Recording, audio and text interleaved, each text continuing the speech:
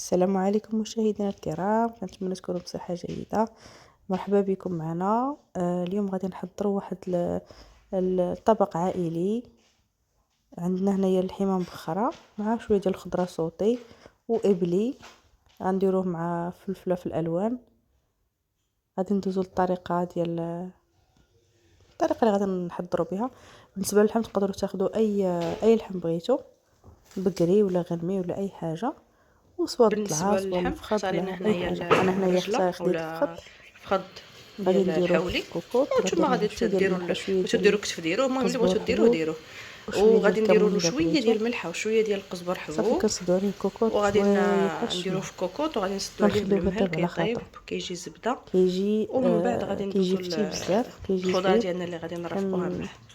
كنصحكم انكم تجربوا هذه الطريقه. بالنسبه للخضره بالنسبه ديروا الخضره اللي للحم عندكم ديالنا غادي متوفره. نرافقوه حنا هنايا بواحد درنا خضره مخلطه، غندير شلاضه فيها شويه خضره ديال مخلطه. الخضر اللي غنديروا هنايا غنفوروها بحال الخضره اللي البطاطا غنفورو. وحيزو واللوبيا عندنا غنفوروهم الحيزو في الكسكاس، وفي تحت الكسكاس والبروكولي، كنديروا هذيك الباربه حتى هي عندنا كتسلق.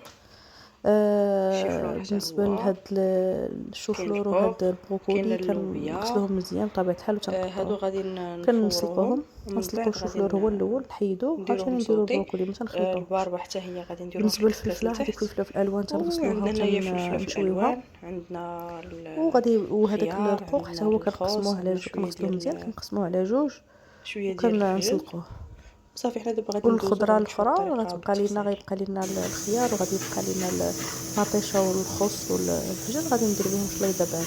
ها هما البروكولي والشوفلور من بعد ما سلقناهم كيستفطروا مزيان غنحطوهم ابار.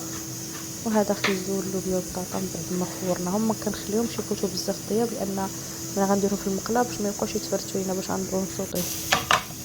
صافي هما هنا درناهم في المقله ديالنا.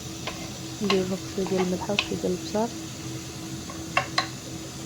شويه ديال الثومه محكوكه، راه هي الاولى درتها في المقله لتحت باش حطيت الخضره. هاي غنسموه بالمليحه والبصل.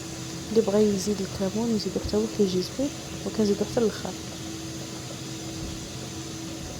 شويه ديال البصل حتى هو درنا. نحاولوا ما نجهدوش عليه العافيه، غير بشويه باش ما صافي هذيك الخضره ما تتحرق ليناش، ما العافيه ما تتبدلناش تكونش الكو ديالها. بشويه العافيه. بالنسبه للخضره اللي كانت مفوره غتكون احسن من السلوق.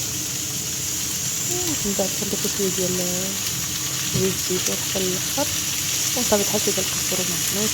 هذا كنضيفو حتى الاخر باش يبقى داك اللوغو ديالو باين. صافي بالنسبه للفلفله اللي بقوا شويناها كنقيوها وتنقطعوها بحال هكا. هذه غادي نرفقوها بابلي. اذا كان عندكم هذاك الابلي اللي كيكون ديجا واجد، يعني غير تسلقوه دغيا واحد 10 دقائق ممكن تستعملوه. ما كانش عندكم، انا كناخذ ابلي ديال الشعير. ها هي الفلفله حتى كطيب مزيان كنكونوا محطين هو هذا الابلي ديال الشعير كنسلقوه.